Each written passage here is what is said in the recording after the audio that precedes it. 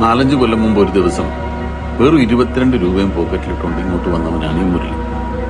ചന്ദ്രനേക്കാളൊക്കെ വലിയ കുടിയനായിരുന്നു.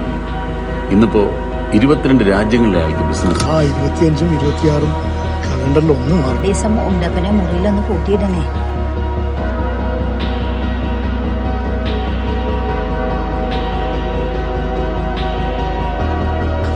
ഒന്നുമില്ല, ഇൻവെസ്റ്റ്മെന്റ് ഒന്നുമില്ലല്ലോ.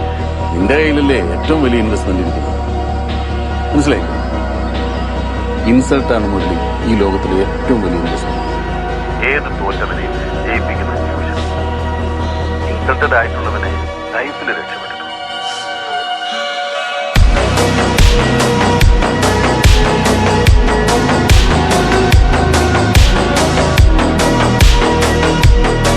പിന്നെ ഡിസംബർ 25, 26 കലണ്ടറിൽ മാറ്റി.